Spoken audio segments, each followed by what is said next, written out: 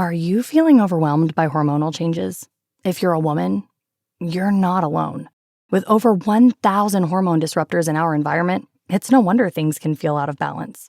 On top of that, natural changes like PMS, menopause, and other life stages can leave you feeling tired, irritable, and trapped in a constant battle with your body.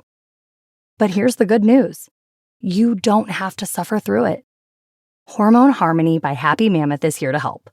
This herbal formula fine-tunes your hormones, balancing estrogen, testosterone, and even stress hormones like cortisol, which can contribute to weight gain, racing thoughts, poor sleep, and more.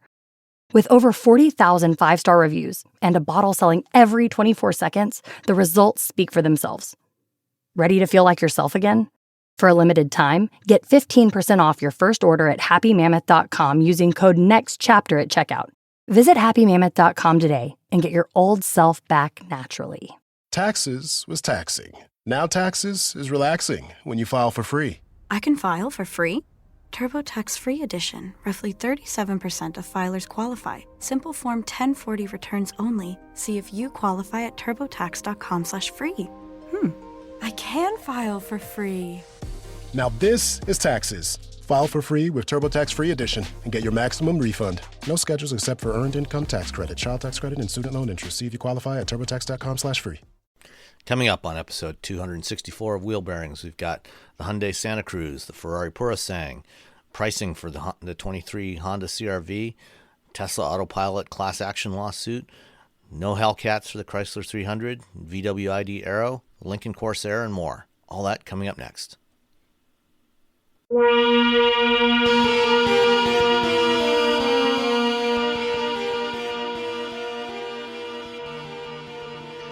This is episode 264 of Wheel Bearings. I'm Sam Abu-Al-Samad from Guidehouse Insights. And I am Roberto Baldwin from, let's say, TechCrunch this week. And Nicole is somewhere. I can't remember where. She's not somewhere. Here. She's somewhere out there. Yes, traveling. I was going to sing the Fievel song from... Yeah, next couple of weeks are going to be pretty hectic for travel. I know one of the places Nicole's going is Vietnam, and she's going to be in Bozeman next week, where I will also be. So we'll be recording something from there. But beyond that, I can't remember where she is right at this moment. So anyway, safe travels, Nicole. Safe travels. She's on the planet. We can tell you that. Yes. So she might be slightly above the planet. We're not quite sure. She might be in the air still. Oh, that's true. She's within the atmosphere of the planet. She's within our biosphere somewhere. Yeah, she's somewhere. Yes. All right. Since you didn't drive anything since we last recorded just 3 days ago, I'll talk about the Hyundai Santa Cruz 2.5 turbo all-wheel drive limited or something like that. Limited all-wheel drive, actually, is the way it is on the Monroney. So this is Hyundai's version of the modern trucklet, as we have dubbed these compact trucks. This came out almost exactly the same time as the Ford Maverick. It's very similar in size to a Maverick. The main differences, the Santa Cruz is a little more expensive base price. It's not as fuel efficient, and it's definitely more stylish. It's more upscale than the Maverick. The Maverick, yeah. When you sit in the Maverick, you look at the Maverick, and especially when you get inside, you can see where Ford said, "Okay, we want this to be a very affordable vehicle. We're going to give you all the functionality that you need, but it's not going to be fancy. It's not intended to be fancy." And it does what it does extremely well. The Santa Cruz, on the other hand, is derived from the Tucson crossover. I mean, it is essentially a Tucson with a bed on the back. The sheet metal on the sides is slightly different from the Tucson, but you can see the family connection there when you look at the front end, the front half of it. It is very much a Tucson with a bed, and there's nothing wrong with that. It's a really good vehicle. For some reason, Hyundai has opted not to include a hybrid powertrain in here at this time, the way they did with the Tucson. And from conversations I've had with Hyundai, they said, yeah, there was some issues with trying to package the battery for the hybrid. I'm guessing that, at some point during the life cycle of this vehicle, we will see it with at least a hybrid and possibly a plug-in hybrid powertrain. Yeah. So that means that the base Santa Cruz is not nearly as fuel efficient as the Maverick, the base Maverick, and it's also more expensive. It's 2.5 liter 4-cylinder naturally aspirated in the base model, and 2.5 turbo in the version that I had, the upscale model. So that I think is about 250 horsepower, if I recall correctly. As I said, it's just, roughly the same size as the Maverick, so it's got similar capabilities. It'll carry five passengers, 4 comfortably, but 5 in a pinch. You can put 3 across in the rear seat, and if you got 3 kids, not a problem putting them in there. They'll fit fine, as long as they're not all in car seats.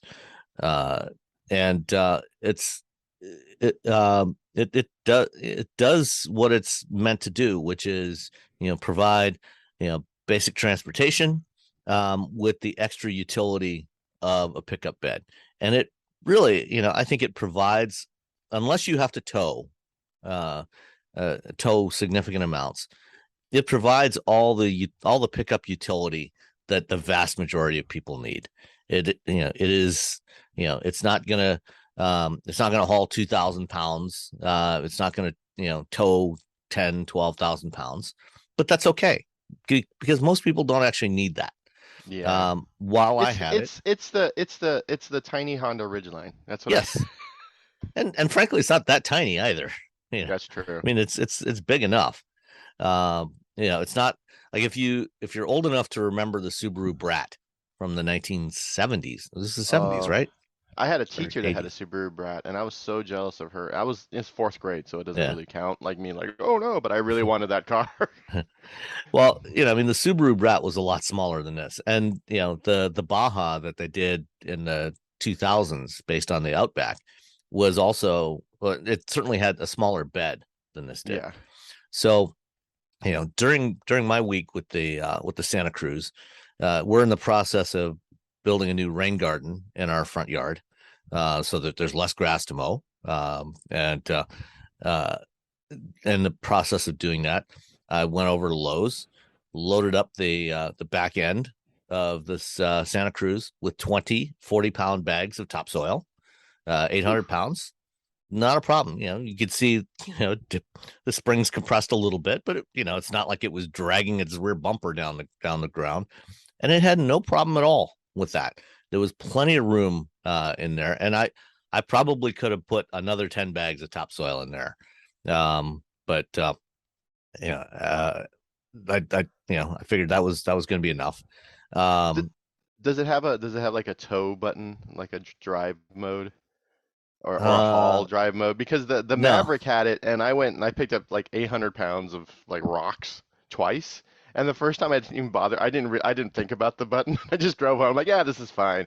And then on the second time, I'm like, oh yeah, the haul mode I pushed, and I'm like, oh, a little bit more torque. It's fine. It didn't matter. Yeah. So I just pulled up the specs. The turbo is 281 horsepower, a little more than I thought, which is more than what you get with the 2-liter turbo option in the Maverick, which is 250, I think, and 311 foot-pounds of torque. So this, the 800 pounds of soil in the back end, not a problem at all. Nothing. It didn't even blink. If you had the base engine, it would probably feel a little more sluggish with 191 horsepower. And a lot less torque, only 181 foot-pounds of torque, but with the turbo, it's fine.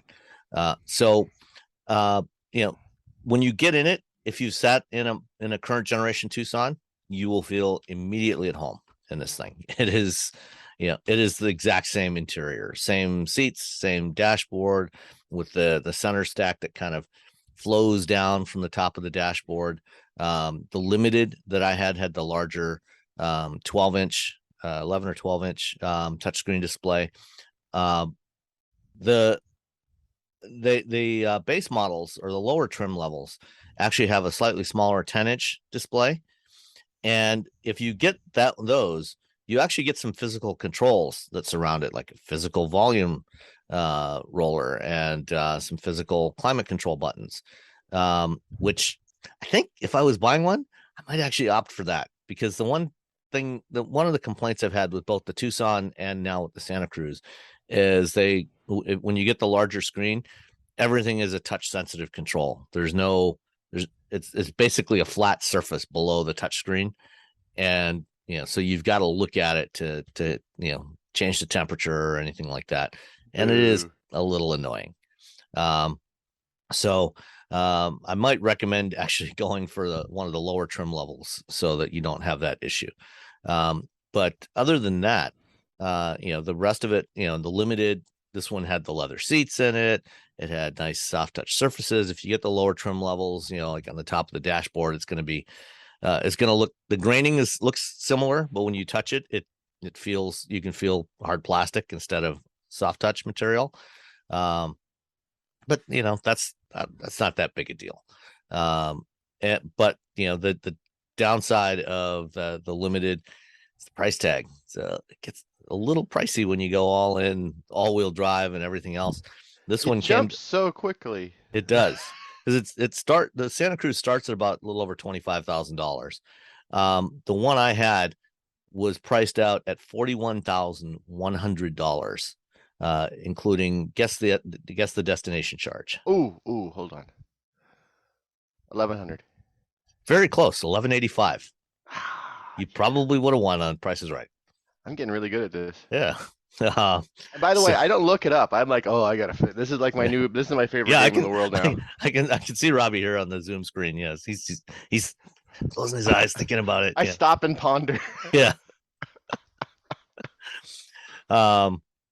So again, the other negative of the Santa Cruz versus the Maverick is fuel economy. Even compared to the base naturally aspirated engine, I think is rated about 26 miles per gallon combined.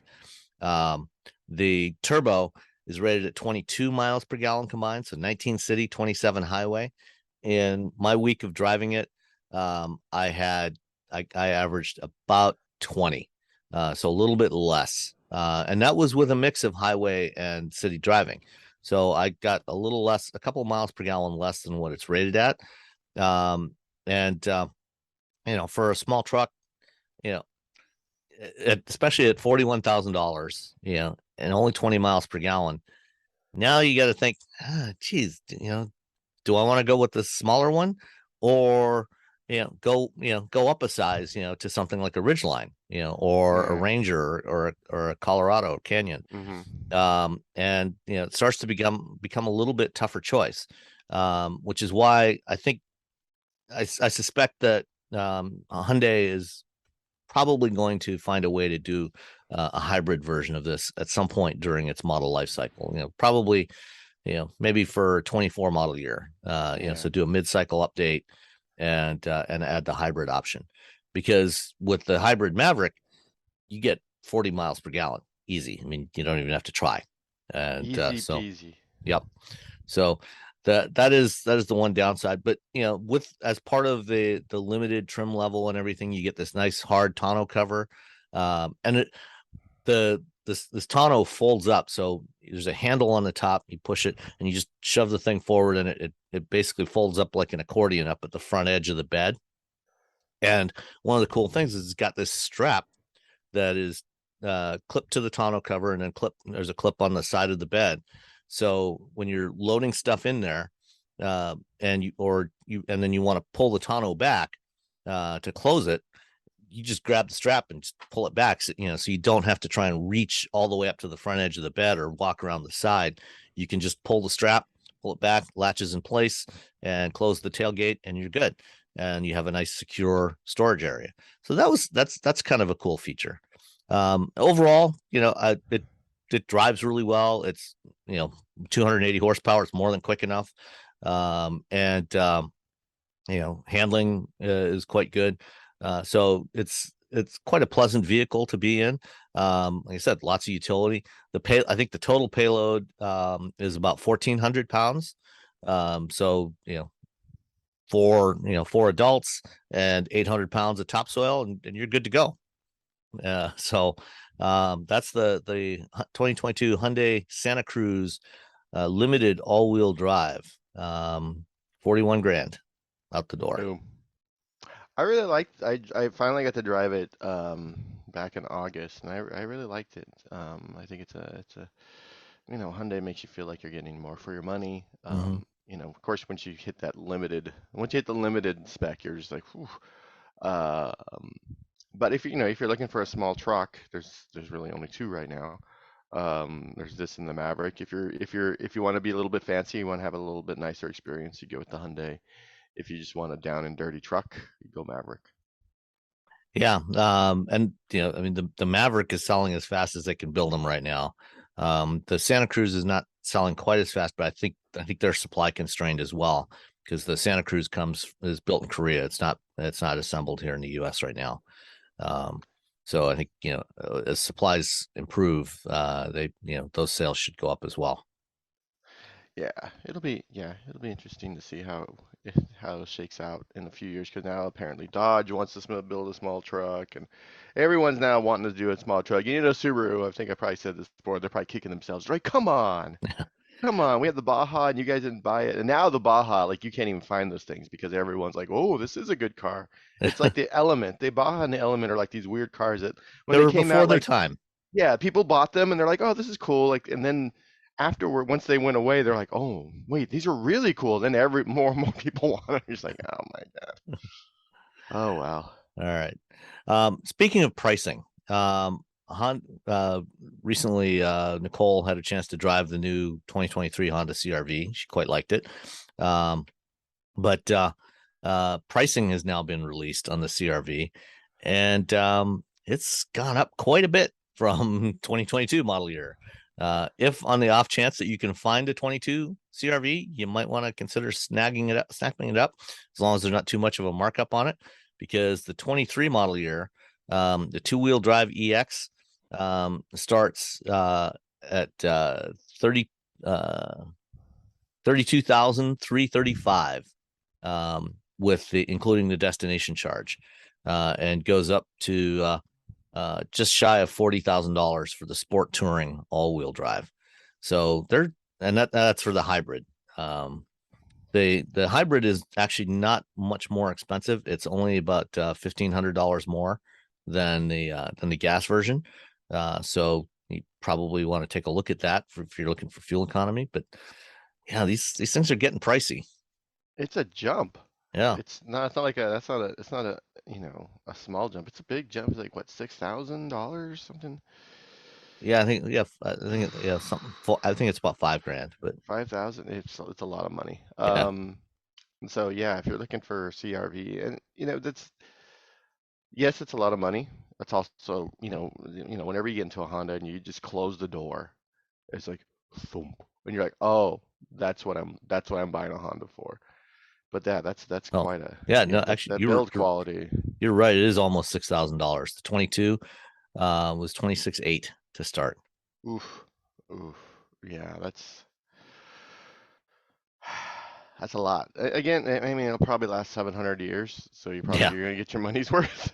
But also, yeah, if you can somehow find a 2022, and you don't care about whatever the 2023, differences are, which probably, I mean, I'm sure it's a great vehicle. CR-V's just, year over year just continues to get a little bit better, but the baseline for it is so great that you're just like, it doesn't really matter. Yeah. I mean, go find one now. All right. Smartphones have gotten way more expensive over the past decade, and all it takes is one impact on a hard floor to make you wish you had spent a few bucks to put a case on it. Going online without ExpressVPN is like not having a case for your phone, and it only costs a few dollars a month. Nicole, Robbie, and I travel a lot for our work, and we spend a lot of time in hotels, coffee shops, airplanes, and of course the Delta Sky Club. Connecting to the Wi-Fi in any public places with shared Wi-Fi puts your data at risk because bad actors could be intercepting what you send and using it to steal from you. It only takes some cheap hardware to intercept Wi-Fi data, and even a smart preteen can do it. Hackers can make up to $1,000 per victim selling personal information on the dark web. ExpressVPN stops the bad guys by creating a secure, encrypted tunnel between your device and the internet. ExpressVPN uses state-of-the-art encryption that would take a supercomputer up to 1 billion years to crack. I have ExpressVPN on all my devices, including a MacBook Pro, Windows laptops and desktops, and Android and iOS phones and laptops, or tablets. When I want to be secure, I just launch the app, click once to connect, and my data is secure. As I said, I travel a lot for my work, and I have to connect to countless public Wi-Fi networks in many countries. I have ExpressVPN on all my connected devices so that whoever else is on the same network can't see any of my data. That's important because I often have to check banks, credit card accounts, and transmit client data that might be sensitive, as well as filing articles on news that might be under embargo. ExpressVPN protects all of it, and I've been paying for my own account for years. Secure your online data today by visiting expressvpn.com/wheelbearings. That's expressvpn.com/wheelbearings, and you can get an extra 4 months for free. expressvpn.com/wheelbearings. Are you feeling overwhelmed by hormonal changes? If you're a woman, you're not alone. With over 1,000 hormone disruptors in our environment, it's no wonder things can feel out of balance. On top of that, natural changes like PMS, menopause, and other life stages can leave you feeling tired, irritable, and trapped in a constant battle with your body. But here's the good news. You don't have to suffer through it. Hormone Harmony by Happy Mammoth is here to help. This herbal formula fine-tunes your hormones, balancing estrogen, testosterone, and even stress hormones like cortisol, which can contribute to weight gain, racing thoughts, poor sleep, and more. With over 40,000 five-star reviews and a bottle selling every 24 seconds, the results speak for themselves. Ready to feel like yourself again? For a limited time, get 15% off your first order at happymammoth.com using code NEXTCHAPTER at checkout. Visit happymammoth.com today and get your old self back naturally. All you homeowners have unique needs. Some feel the need to paint their door a vibrant shade of blue. Others have the need to decorate their bathroom with fish, anchors, and other nautical items. And because each homeowner has unique needs, Geico helps you get the right coverage for your home and what's in it. That way, you get exactly what's right for you, even if your needs are unique. Get more with Geico. At a slightly higher price point, there was another new. They don't want to call it an SUV or a crossover, but there was another vehicle revealed this week, the Ferrari Purosangue or Purosangue. I'm not quite sure how it's supposed to be pronounced. This is Ferrari's first regular production four-door model in their history. They at various times they have built a small number of four-door models, as custom builds for various important customers, various important clients. But this is their first four-door model in their history, in their lineup. And it's sort of SUV-ish. It's taller. It's a hatchback. It's a hatchback. This replaces the GTC4 Lusso /FF in their lineup. And the FF and the GTC4, were hatchbacks. They were more in the vein of the old early 60s bread van, 250 GTO bread van models. This kind of takes that FF concept, makes it a little taller, little sleeker looking. It's a very different take on doing the super high performance SUV from what Lamborghini did with the Urus. Yeah, Lamborghini goes all in with insanity. It's just sharp lines, and whereas Ferrari is really going in, is really smooth, very traditional Lamborghini look. Or I'm sorry, Ferrari look. And you know what? The only thing that matters is that giant badge on the on the side on the fenders. The yellow shield with the black horse. Yep. No, that's all that matters really to the people who are going to buy this. To be honest, I think they're the people who kind of wanted a Urus, but they're like, oh, it's a little too ostentatious, but I still want an Italian supercar. I'm gonna get the whatever Purosangue, whatever. I'm gonna get the new Ferrari SUV. I have to watch a video where they introduce it, so I figure out how to say it. Well, the proportions of this thing are also very different from the Urus. The Urus shares its basic architecture with the Cayenne and the Audi Q8, and it's a 4-liter twin turbo V8, whereas this is a V12. Perhaps the last naturally aspirated non-electrified Ferrari V12. It's based on the engine that was in the 812 and the TDF and the FF. It's a 6.5-liter V12, 715 horsepower. This is and the proportions of this, when you look at it in profile, especially, it's got more of the you can see more of the DNA from something like the 812 in this. It's got a much longer hood than the Urus does, and the cab is pushed back. It looks like it's going to be a proper 4-seater. It's got rear hinged rear doors, suicide doors, as they used to like to call them. It's a very different beast from the Urus. Yeah, and that engine is so far back in the front of the car. Like you can actually look and see where if you go to the site and go down the engine, discover more, you can see how far back it is to sort of help with that weight split. It's completely behind the rear axle. Yeah, it's completely behind the rear axle. You have all this room up front, and you see this. They put a lot of thought and a lot of work into this, and I actually like it. I know people are split on it. I like it. I think that they're going to sell more of these than they do of anything else. I think it's going to be the same thing that the Urus people are like, Urus are the same thing with the Macan and the Cayenne, but they're going to sell a lot of these. I think they're going to be fine. Yeah, I mean, it starts at $400,000. Yeah. So it's a little pricier than a 296. If you have the family and you need, I need a family car, and I have, my price range. I don't want to quite spend, $500,000. I want a little bit under that for taking the kids to soccer practice, or I'm assuming lacrosse. This seems like something like it's probably more lacrosse, field hockey. Yeah, the rich people on the East Coast.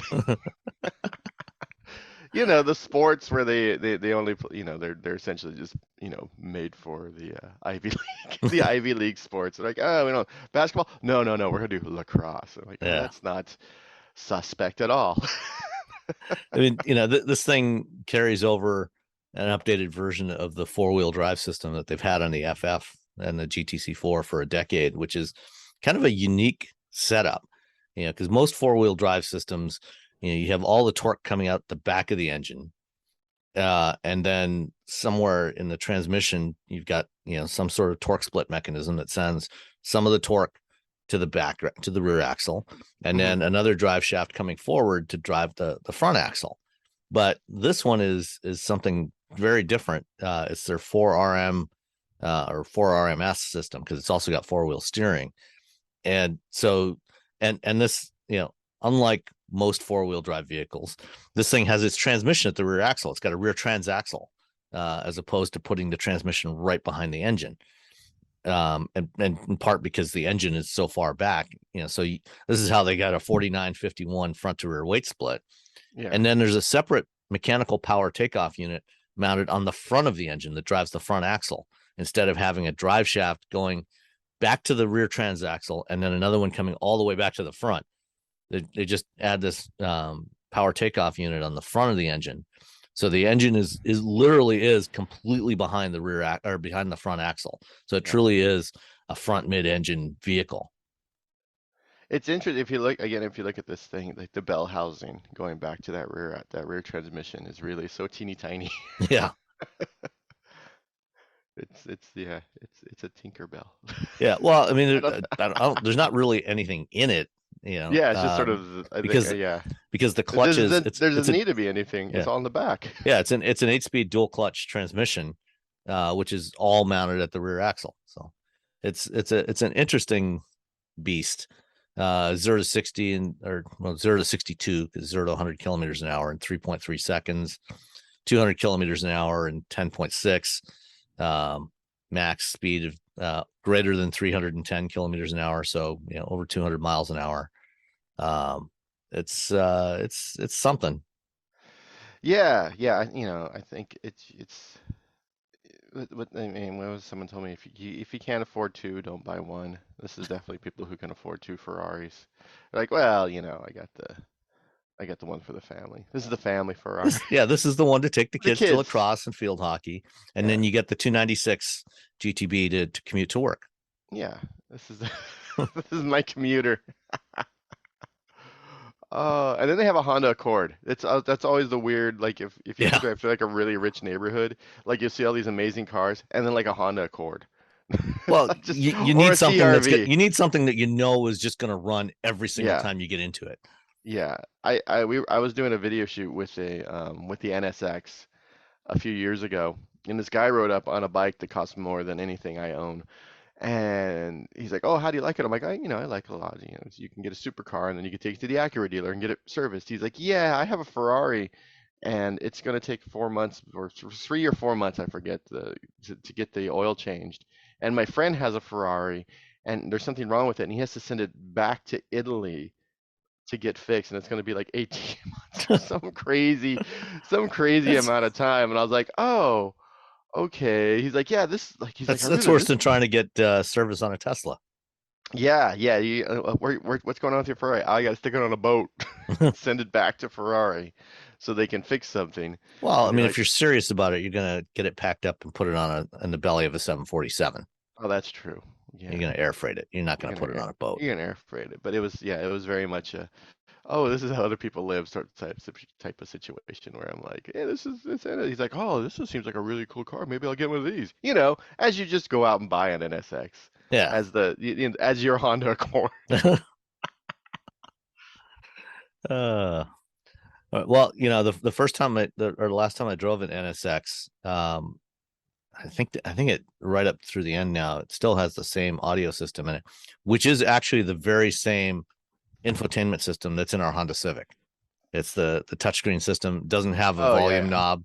It's got touch controls for volume and everything. That was the display audio system that they launched on and 15 on the Fit and the Civic. Yeah, I'm glad they fixed that. Yeah, put a knob, because I think everyone's like, no, and they're like, okay. Yeah, but the NSX still had that system in there. Oh, that touch volume control is just a pain. Yeah. All right. Now we're ripping on the NSX for touch volume controls.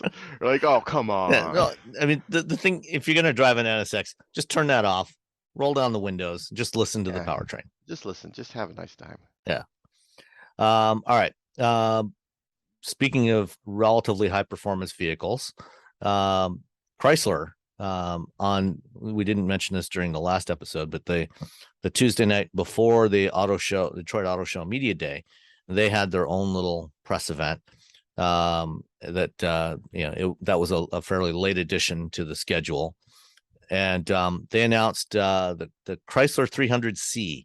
So, as with Dodge, which we talked about last month, they're going to be ending production of the Charger and Challenger by the end of 2023, and the Hellcat engines are going away. Chrysler is also making the transition to electric vehicles. They haven't, other than the Airflow, which is a sort of crossover-ish thing, they haven't given us any clues as to what else they're going to be offering, except they did tell me earlier this year that they plan to have about 4 to 6 models, nameplates in their lineup. And presumably one of those will be a replacement for the 300 sedan. But for the final run of the 300, they've launched, of the current 300, they've launched the 300C, which is only going to be available. I think the last ones are going to be built in February of 2023. And interestingly, they did not put the Hellcat in this thing. It's the only one of the LX vehicles, the Charger and Challenger, the other two, that never got a Hellcat. And apparently the reason why is there's just not enough Hellcats to go around to support the 300C, because they brought back the Durango Hellcat this year. They've still got the Ram TRX and the Charger and Challenger, and they can't build enough Hellcats to offer them in the 300C. So that's why the 300C has a 6.4 liter Hemi in it instead. The fact that you can get a Durango Hellcat and not a 300C Hellcat just boggles my mind. It's just I don't know. The Durango to me has always been like, the 300 is always, I don't know. It's just something about the design and the look, and it's I think I really like the way the 300 looks, and it's not flashy. It's just like this very nice, like for what you were getting for the money. It just felt very classy. Mm-hmm. Yeah. It felt like just like this very classy version of the Challenger and a Charger, and you're not getting a Hellcat on the 300, really? I guess it's fine, but the fact that we can't do it because we have a bunch of Durangos coming, which again, I've never cared about the Durango. The Durango's always been like, meh. It's like a forgettable. To me, it's always been like the forgettable vehicle in that lineup. Yeah. Like, yeah, we're making a Hellcat. I'm like, really? All right. But I'm sure they sell a ton of them. Yeah, Dodge is the muscle car brand, and with the they no longer build the Grand Cherokee Trackhawk since they introduced the new Grand Cherokee.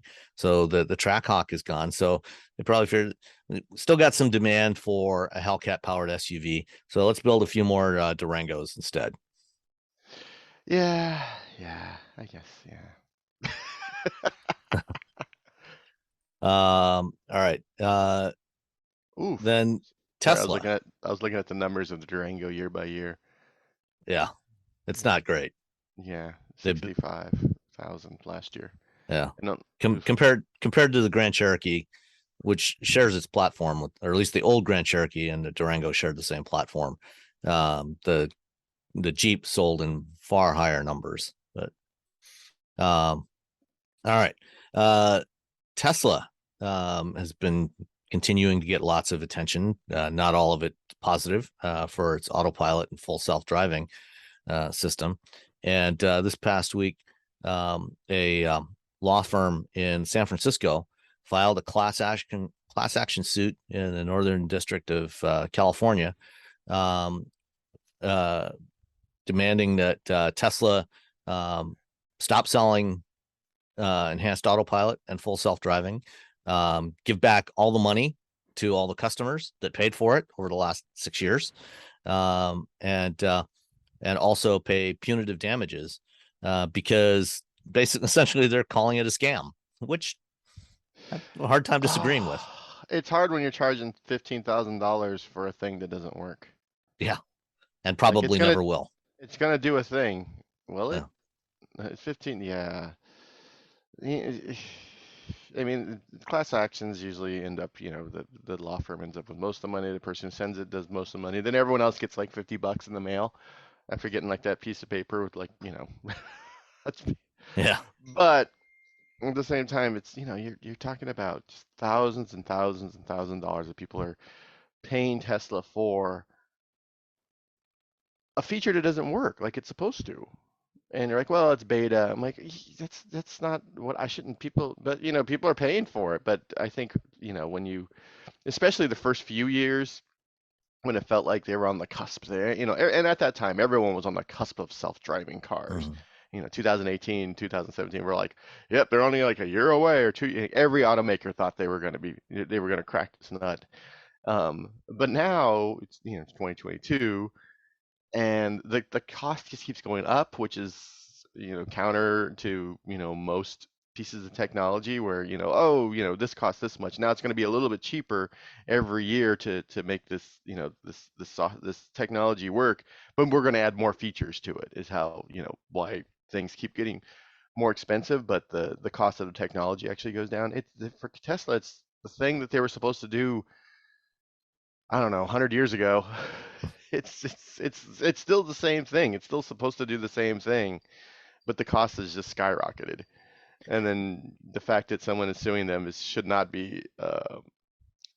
Well, I'm surprised it took this long, to be honest. I'm sure someone else is probably in it. Probably nothing ever came of it because it was a bad lawsuit or bad filing. But yeah, they're losing Yeah. a lot of fans. Well, the argument that Elon Musk makes for continually increasing the price, and he actually said several years ago that they were going to start gradually increasing the price as they add more capability and get closer to to finishing it.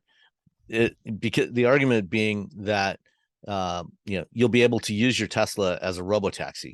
So when you're not using the car, you can send it out on the Tesla network and have it give rides to people and start generating revenue from that.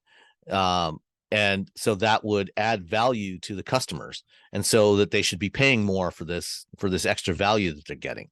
Except that the reality is that with the technology they have, they're never going to get to the point where they can actually use this as a robotaxi. It's just not going to work. As two people who are in robotaxis, Yeah. like last week, like the amount of work and sensor redundancy and the amount of sensors that are in there, and Cruise, I forget his name, the gentleman, the engineer over at Cruise, the head of hardware. Even he said, it'd be nice if we can get to a point where we don't have to use as many sensors, like we don't have to use LiDAR. He's like, but we're not there yet. He's like, maybe we'll get there. Maybe that'll happen. Just to reduce the prices of their vehicles. But the amount of work that they have to do, and then they have, a back end that takes care of all this, and all of that. Tesla isn't really doing that. They're just trying to get it to do the one thing it's supposed to do. Yeah. There's no infrastructure behind it. It was Carl Yeah, Jenkins. Carl, yeah. And right now Cruise has over 3,000 employees.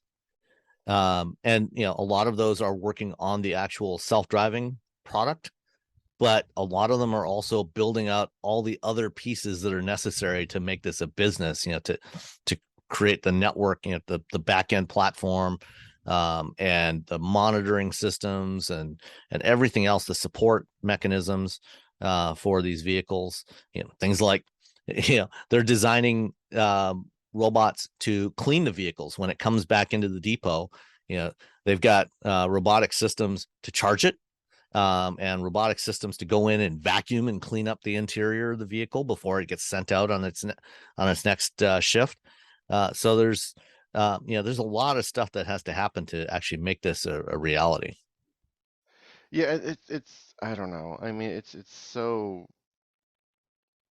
difficult for all this stuff to work in tandem. And I remember when Tesla was like, "Hey, there's some."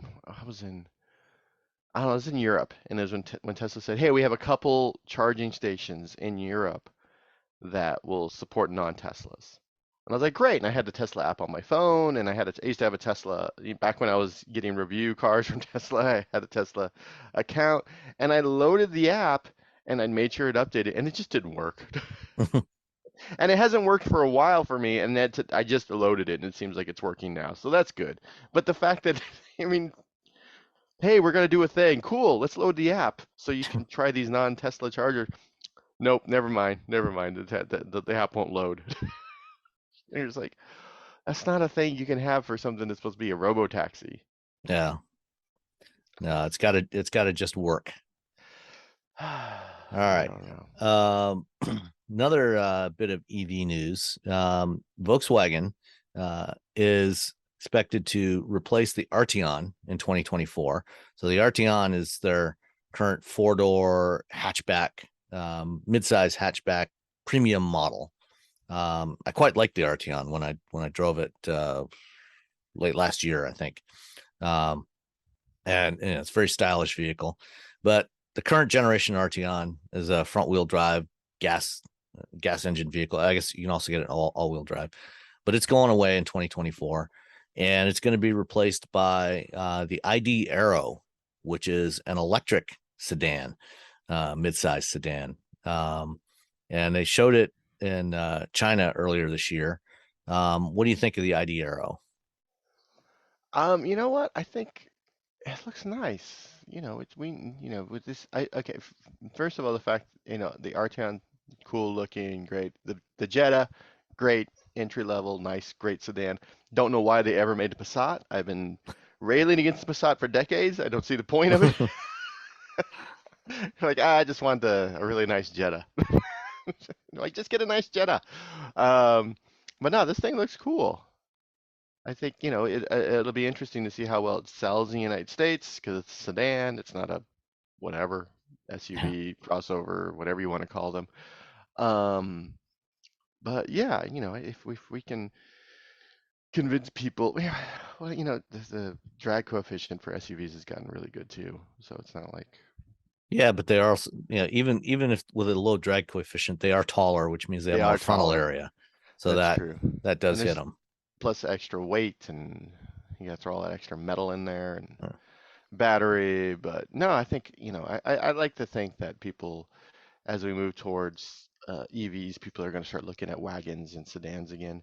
I'd love to see him back in 2019 at the LA Vision? show. The Vision, the Space Vision. Oh, the Space Vision was dope. That thing was gorgeous. And I remember, were you in the meeting with Scott where he was like, I think.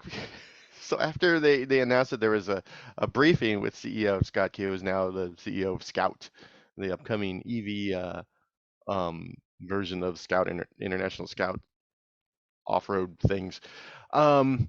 He had this whole like sort of thought about the future where at some point kids would be like, they're not going to want SUVs because that's what their parents drive. Mm-hmm. And you don't want to be like your parent. You don't want to be lame and boring like your parent. So he was like, I really think we're going to go back to like wagons and sedans because SUVs are like what your parents drive. And it hasn't happened yet. And I don't know if it will happen. I don't know if there's as much, rebellion against your parents anymore than there used to be. I mean, there probably is. I'm old. What do I know? But I would hope that part of that rebellion is we're getting wagons. I don't want your SUV, I hope so. Mom. I hope Scott was right, but I hope so too. I think I'm hopeful, but not optimistic. Yeah. I mean, and he talked about how it made way more sense to make an EV that's a wagon than an EV versus an SUV, and it was, but it was a pretty fun, it was a fun discussion where he's just like, yeah, at some point, the people are going to want something different. He says, he's like, it's not like the SUV is going to go away. It's just that the cool kids aren't going to buy them. Yeah. Yeah, I mean, there will always be SUVs, just like, there will probably always be vans, minivans, and they'll be a niche, of the market. Although, with the ID Buzz, we could see instead of the wagon, it could be the reemergence of the minivan is the cool thing. I think that, I think the Carnival, I think, the cool vans are cool again. Come on, kids. Get a van. You can take all your friends everywhere. Think how many friends you can get in the back of a van. Think of all the shenanigans you can get to. We had a friend who had a big no. Was it an Ecoline? It was he just had a van. Just like a regular old van, not a minivan, a van. And we would just hang out in this van. There were no seats in the back. There was like carpet down. We would just hang out in the back of this van in my small town, and it was the greatest thing ever. And then we drive around, we'd just be rolling around in the back of the van like idiots because, we're idiots and we're in high school. But no, that van was awesome. Everyone would all go somewhere in our cars and then get out of the cars and get into the van because it's like, 20 degrees outside. Yeah. So, vans. All right. Until that time comes, we still have crossovers. So, and Lincoln is now, at least in North America, is exclusively a crossover brand. They have 4 crossovers, no more sedans left in the lineup. They still sell sedans in China. They've got a new Zephyr over there that is pretty cool looking.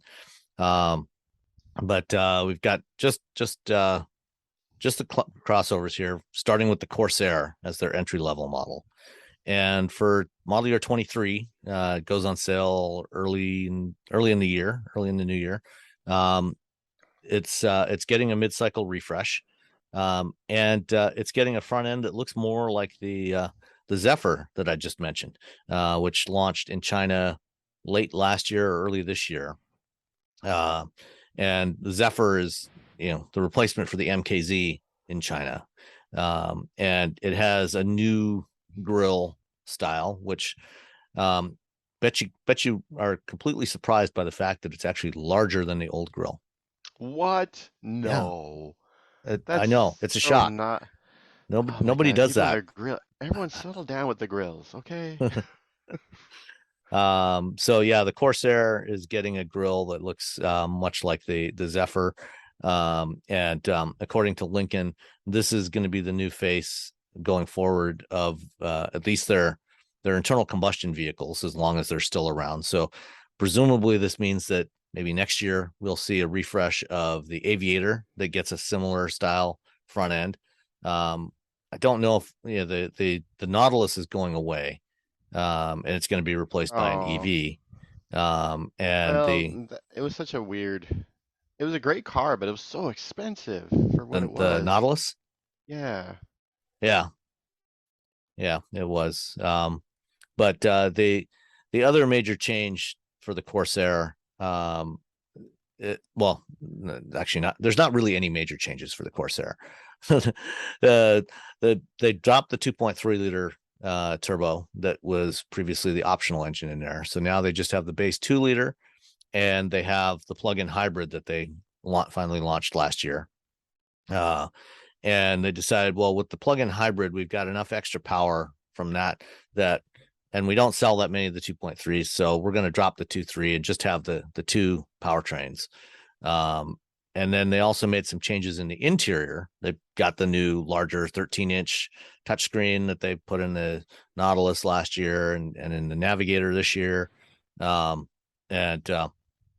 Because they've got a larger screen there now, the previous control panel that kind of cantilevered out from the center of the dash, where they had the climate controls and volume knobs and everything, that has actually shrunk down. So it doesn't stick out as far as it used to. And unfortunately, they took advantage of that larger screen and moved the climate controls to a row along the bottom of the touchscreen. So climate controls are now virtual. Gosh, come on, Lincoln. Yeah. I feel like these vehicles are perfect for my in-laws. They had an MKX, then they had an MKZ.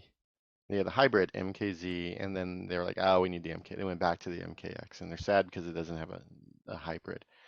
But I feel like these vehicles are perfect for folks like that. And then they're like, hey, by the way, remove the climate controls into the touchscreen. They're like, I know. Although you can use multiple voice recognition systems to adjust the temperature. You can use the built-in Ford system, or you can use Amazon Alexa.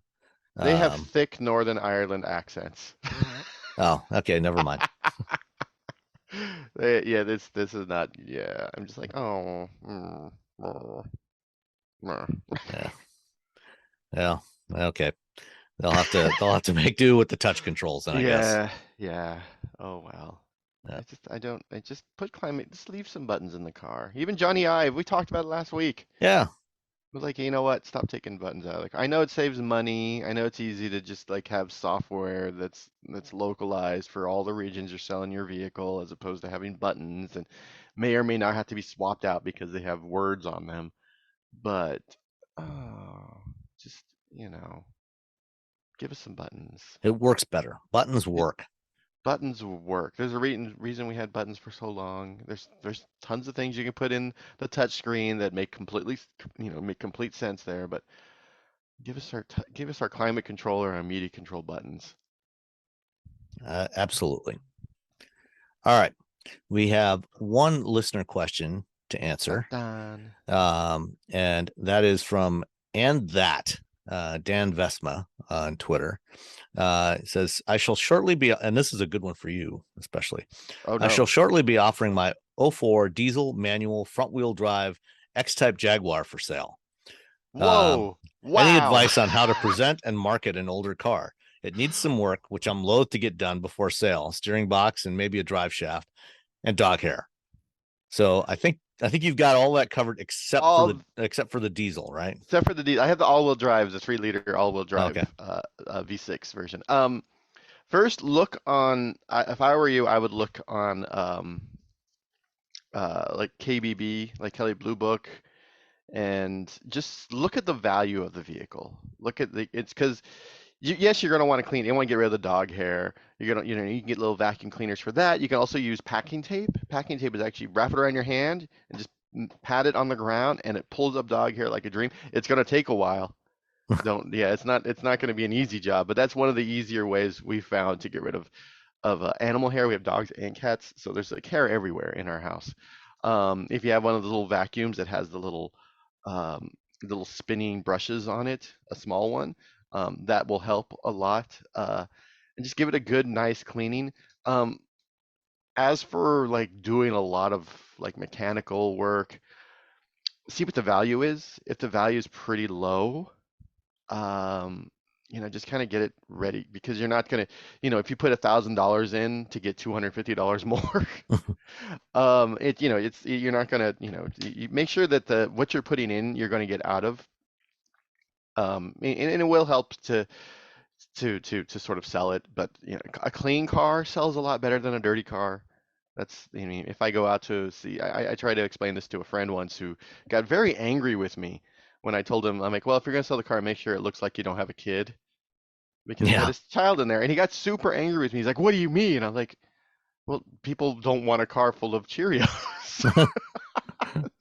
You don't want a car full of ground up Cheerios. And so, yeah, make sure, people don't want a car that looks like a dog's lived in it for so many years. So I did that, get some Febreze, drive around with the windows down for a while.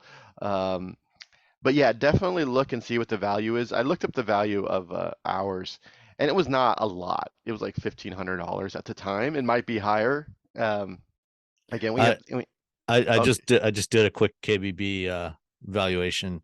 A 2004 X-Type with a 4-cylinder engine, 100,000 miles, in good condition. Let's see, the trade-in range is about 1,800 to 2,600. And let's see, private party is about between 2,800 and 4,400. So, depending on how much mileage you've got, it might be worth, at the very least, maybe getting it professionally detailed. Yeah, that's like, you can probably get a spend a couple $100 on that. $250. Get it like really, get it in there, get it cleaned.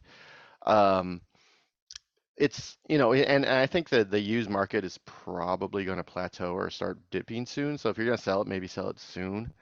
Then again, I might be wrong, but I'm just looking at some of the numbers I've seen out there on vehicles that are for sale. They seem to be sort of leveling out a little bit. But that could just be, it's fall and everyone's out, or summer and everyone's out having fun right now. And then, but yeah, give it a good cleaning. Check on the value of what it's going to cost to, like, any sort of mechanical issues that you think need to be fixed. And if it's not worth it, then it's really not worth it. Just be upfront with the person who's going to buy it, because you don't want an angry person coming to your house.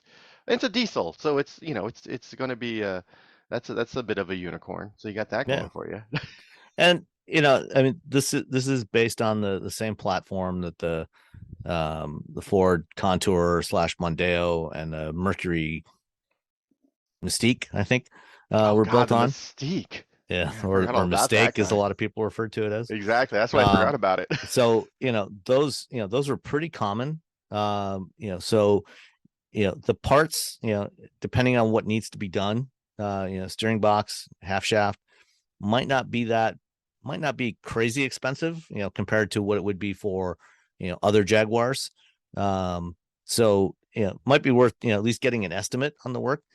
If it's, I probably, at $3,500 average private party sale value, I probably wouldn't. I certainly wouldn't spend more than $1,000 on it. Yeah, definitely would not do that. If somebody, who, likes to do mechanical work and, will do it for, the cost of the parts and, a couple of cases of beer, and don't give them the beer until after the work is done, then you might be able to get that work done for under $1,000, and then it'd probably have considerably more value at that point. Yeah, just give it a shine, see what you can do mechanically. Again, we got ours for free. Ours was a gift because it was taken to the dealership to they were going to use it as a trade-in, and the dealer wouldn't give them more than $1,000 for it. And they're like, well, it's the value of the car is higher than $1,000. That's sort of the weird thing where you get to a point where the vehicle works, but the value of the vehicle is really low. But like the actual value to you as a person, you're like, well, this car is worth more than this. Yeah, well, and there's always a big gap between a trade-in value versus what you might be able to sell it to somebody on Craigslist or Facebook Marketplace or something. Yeah, this is pre-COVID, so they probably could have got 2,000 maybe for it. Yeah. So it was it was a different time. So they just gave it to us because they're like, well, we don't want to deal with it. And we've got, and because you're a car guy, you know how to fix stuff. Yeah, that helps as well. But it also helped that because the value of it is so low, it costs like 20 to 40, I don't know, I think it's like $40 for us to get like full coverage insurance on it. So if anyone like rams into us while we're doing something, they're like, right now we would get, probably $2,500, $3,000 for it. Like, all right, I guess buy another car. I don't know what we do actually, because yeah. Well, I mean, you got the Kona, you got the BRZ. Yeah. Do you actually need another one? Well, we use the we use the X type. When my wife goes to work, she takes the Kona because it's her car. She needs to go to work. She actually has to go to work every, like a regular person, and like me who just sits at home all day. When she's gone and I want to take the dogs out, I can't put them in the back of the. I mean, I have. Yeah. They don't enjoy it. But they're better off in the X type. Yeah, they're better off in the X. I've stuck it's a dog transport machine. It is a dog. It is really the dog car. And then sometimes we need to like haul some stuff in. And again, she's not around, so I just stick some stuff. I have to get it smogged this year. I thought I got it smogged last year, but time doesn't make any sense. Yeah. So I'm like, oh man, I have to reset the computer because it has a check engine light, and the check engine light is essentially telling me the code is that we're throwing a check engine light because we can't check everything. It's not that we found anything wrong. It's that we can't figure out how to find anything wrong. And I was like, oh my God. You need to get one of those OBD2 adapters off of Amazon for about $15 and get a free app and just read all the codes and then clear them. Yeah, it won't. It'll clear everything but this one. As soon as you turn it back, it'll clear it, but it won't clear this one because the check engine light is that it can't check all the systems. Oh, okay. So it'll clear for like a minute and then it comes back on because as soon as you turn the car on, it goes through to check everything and then it gets to a point and it gets stuck and it can't. So everyone's like, oh, just remove the unplug the battery, like your router. Yeah. Unplug the battery for a little while, plug it back in. So I haven't done I haven't done that yet, so I have to figure that out. But yeah, I'm like, damn it. And then as soon as I got that and they came in the mail, I was like, I wish we just had another EV. Did you know you can support Wheel Bearings directly? Head to patreon.com/wheelbearingsmedia and you can become a patron today.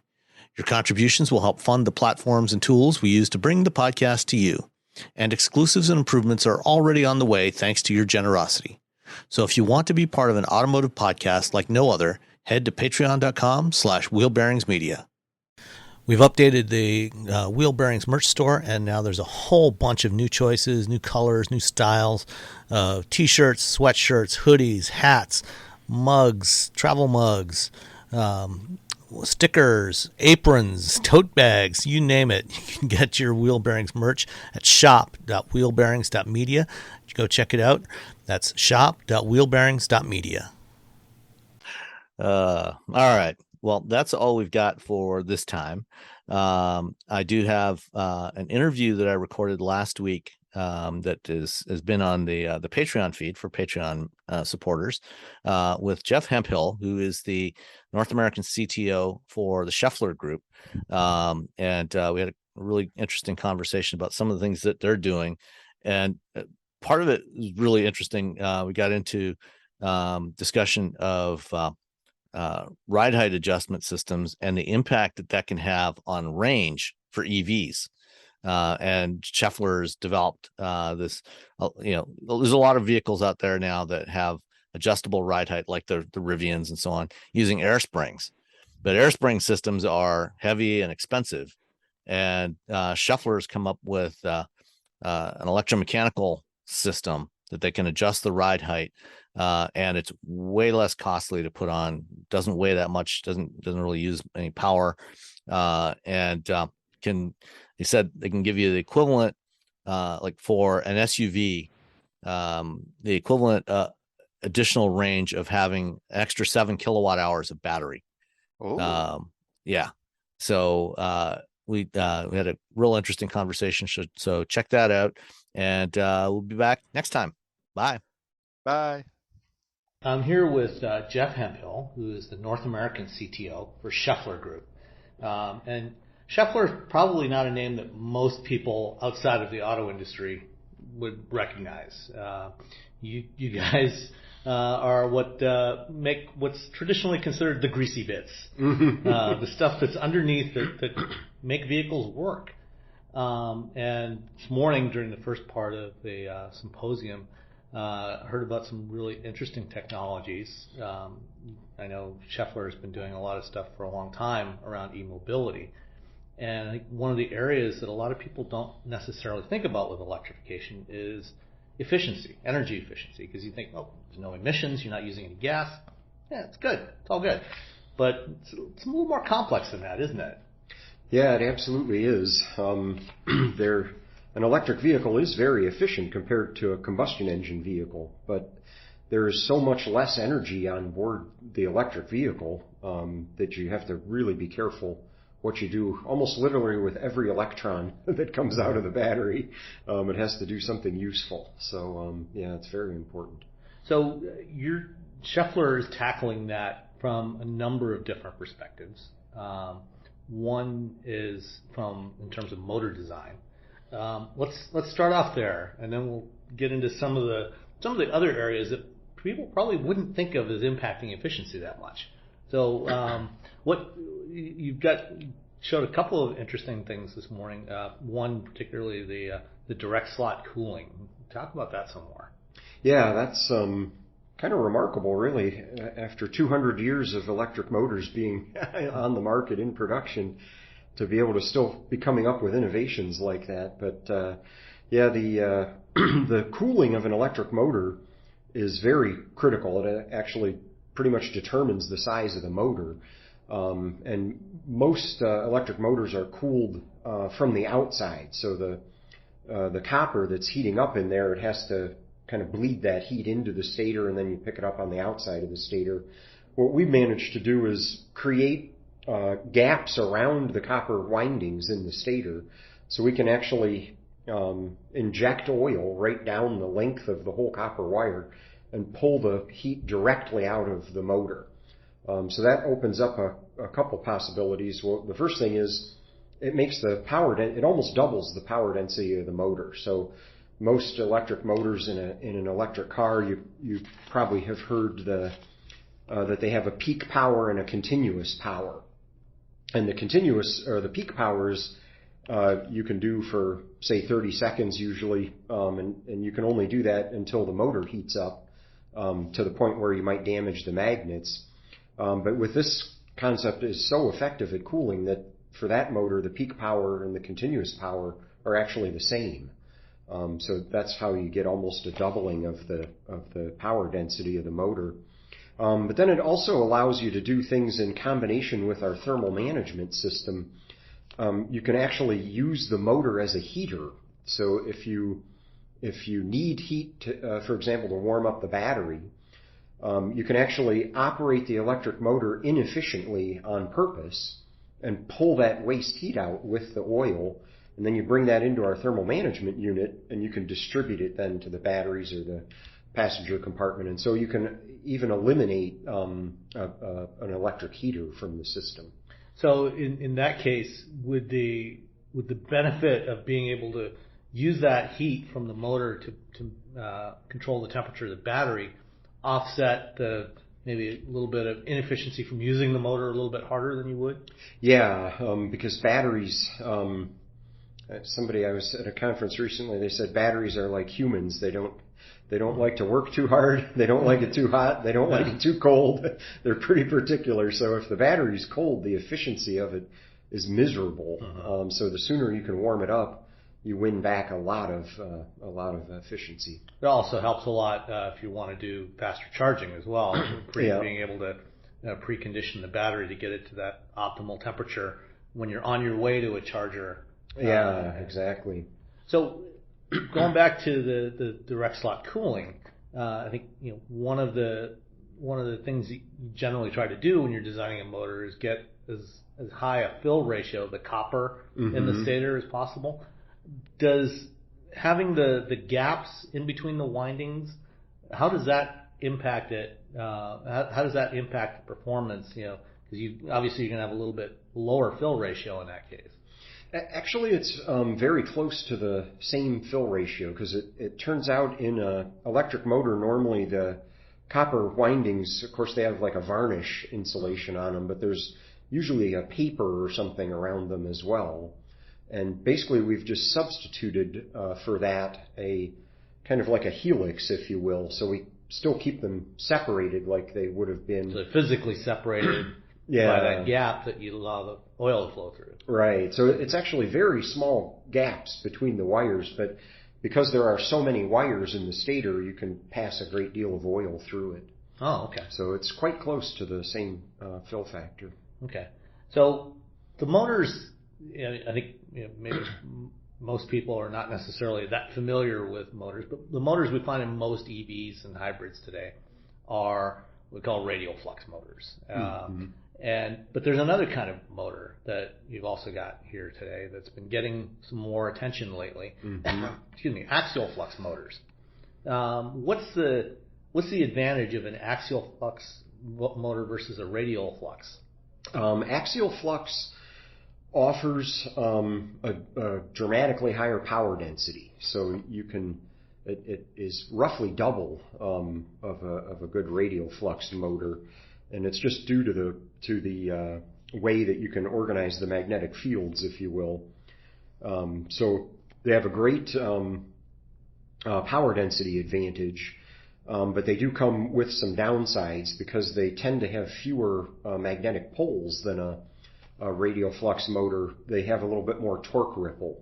Okay. So therefore we've had to develop software strategies that you'll hear about in a later speech to correct that torque ripple and make it more acceptable. So with the direct slot cooling, you can get double the power density. Is that doubling with the axial flux motor compared to a conventional radial flux, or compared to it? So with the direct slot cooling, would you have comparable power density to an axial flux? I've not done that math, but I guess in principle that would make sense. Okay. I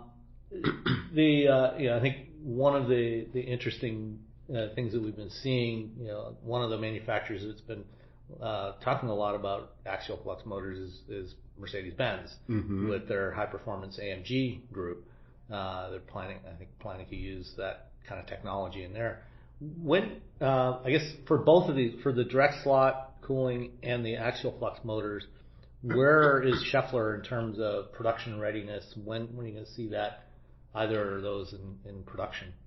The slot cooling, I don't think we have a launch date yet. We're working on industrializing it, basically figuring out how to produce that, but within the next couple of years would be possible. The axial flux, I think we expect to have one in production in 26. Okay. So coming down the pipeline here. All right. Kind of moving down the chain a little bit. You talked about the need to manage the temperature of the batteries, among other things, and thermal management in an EV is really important. And of course, Schaeffler, one of the areas that you've got experience in with internal combustion engines is thermal management. And are you able to translate that expertise, or are there new things that you're doing, new directions that you're going with thermal management for electric vehicles versus internal combustion? Yeah, definitely. Building on what we learned from internal combustion, and as you said, when you get into electric vehicles, it's a more complicated problem because everything wants to be a different temperature. The battery, the passenger compartment, the power electronics, the motor. So you have a lot more branches in your system. So the basics of our thermal management module is basically a rotary valve that allows you to connect up to 8 different passages to each other. And so that in itself helps right away, just to be able to communicate with all those different temperature regimes, if you will. But then we can build on to that. So for example, we're developing in-house a CO2 compressor. So if you use CO2 as the refrigerant and a heat pump for passenger compartment heating, we found a lot of gains that can be made in overall efficiency there. So we're even adding on components to our basic thermal management. Okay. Let's move into a kind of a different area that also has a surprising impact on energy efficiency. Because, and again, going back, efficiency is important for an EV because the battery has a limited amount of capacity. It's nowhere near the energy density of a gallon of liquid fuel. And so you want to utilize that capacity as best you can. You don't want to waste any of it. And so, and because batteries are also the biggest and heaviest component in an EV. If you can make that more efficient, you can reduce the cost of the vehicle, make it more affordable to more people. Chassis technology is an area that Schaeffler has had a lot of experience in. And again, I think it's an area that most people wouldn't necessarily think of as being important to an EV, but it turns out it really is. One of the things that was talked about this morning was the ride height control system, the mechatronic ride height control system. Can you tell us about that? Yeah, that's basically an application of our industrial ball screw technology to automotive. And yeah, basically make a concentric ball screw with an electric motor to actuate it and put that under the spring seat, probably at the front and the rear, although you can get some benefit just from the front.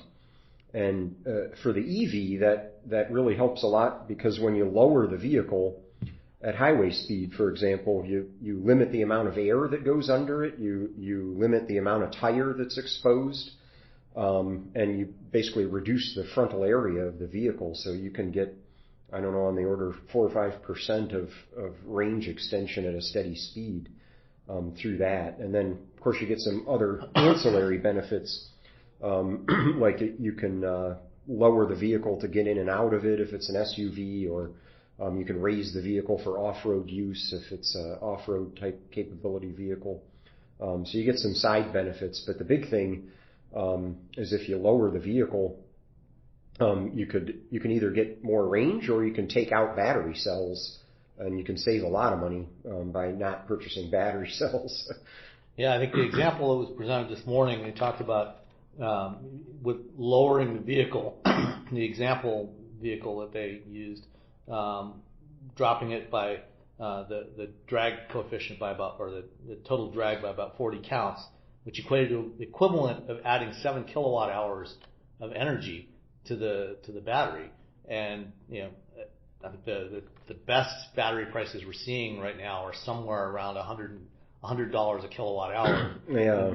And these days it's actually probably closer to double that. Yeah. So that's a lot of money. Yeah.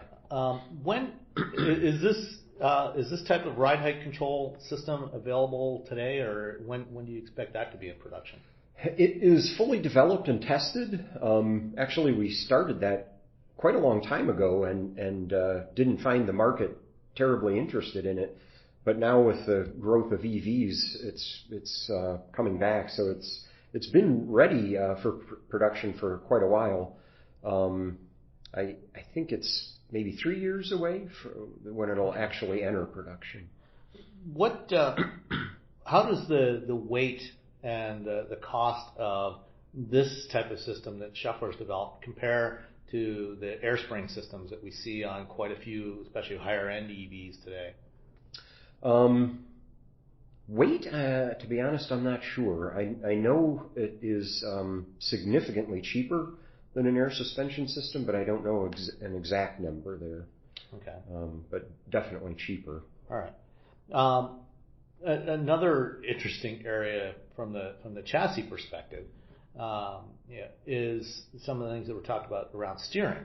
And again, one of the things that is both good and bad about EVs is because the battery has got to fit in between the axles there.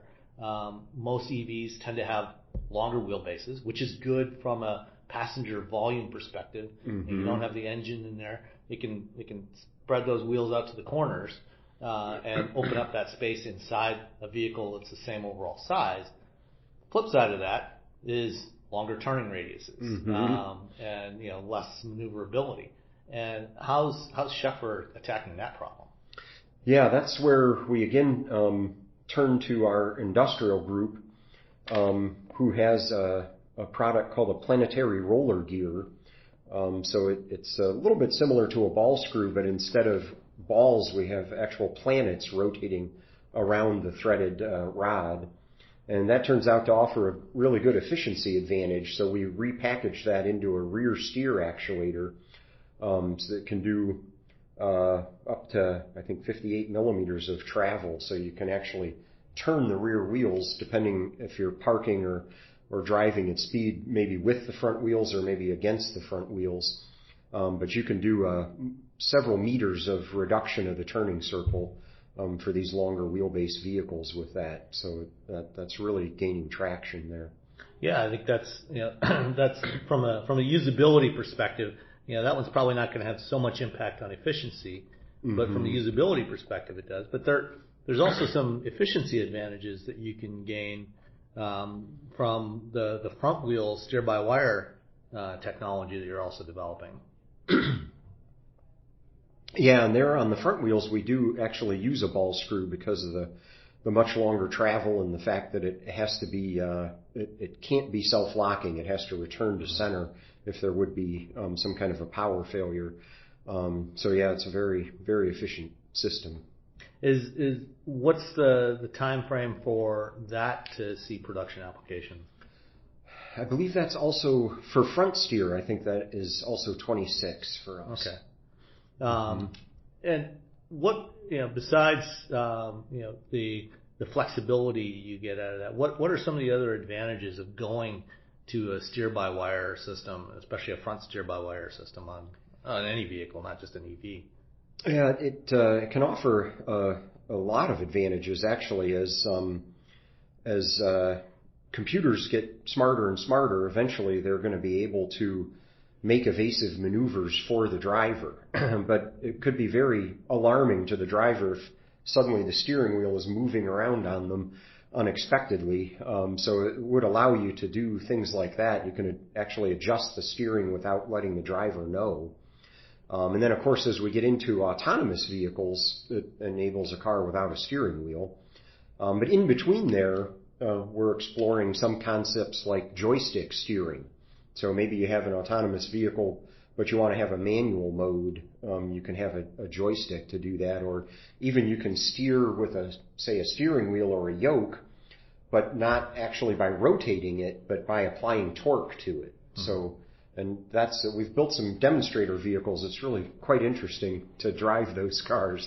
So it really allows you to reimagine the driver interface to steering the car. Yeah, I recently had an opportunity to briefly drive a prototype delivery van with a steer-by-wire system from RE, Israeli startup, and it was a fascinating experience. Yeah, because you have that disconnect between what the wheel's doing and what the vehicle's doing. Yeah. But I liked what you mentioned about when you're driving down the road. I mean, even if it's just something like the crown of the road or crosswinds, a steer-by-wire system could be keeping the vehicle on the right track.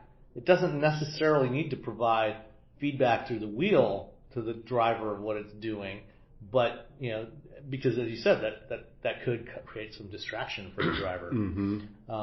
So interesting. Another area of e-mobility is fuel cell technology. And what parts of fuel cell systems is Schaeffler doing, and where do you see that fitting in the marketplace? Because obviously a lot of the emphasis is around battery electric. But I think there is a place for fuel cells. But where do you see fuel cells in the marketplace? Well, we certainly see on the mobility side, they would probably start off in the heavy-duty sector, just because of the energy density and the fill time you can get with hydrogen is much better than with batteries.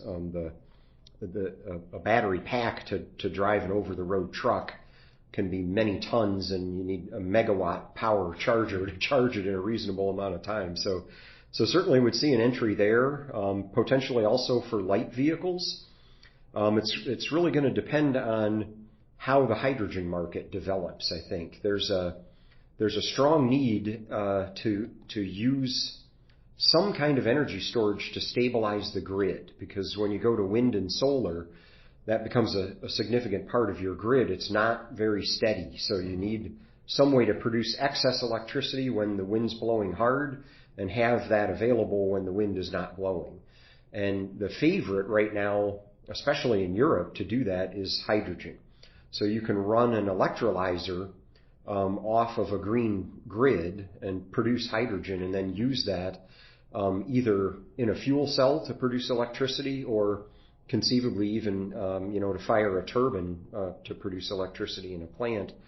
And you can do things with it like we're exploring converting our heat treat furnaces over to hydrogen.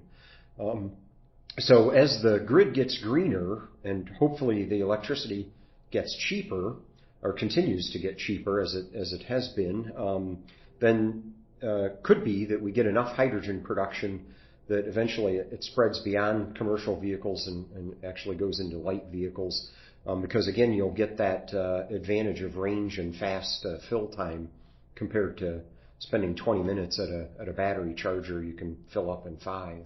And what aspects of the fuel cell system is Schaeffler involved in developing or producing? Initially, what got us involved is the bipolar plates. So a fuel cell, or an electrolyzer actually, is a stack of hundreds or even thousands of thin sheet metal plates. And our oldest products are in sheet metal stamping, so we're big experts in sheet metal stamping. So we knew we could form plates well, and we also understand fluid dynamics from our torque converter work in the past. So we can design the passages in the plate where the hydrogen passes through there. So that's our entry point. We actually have a joint venture now called Symbio in France, and we're producing bipolar plates for them, and then they're putting it into a fuel cell stack.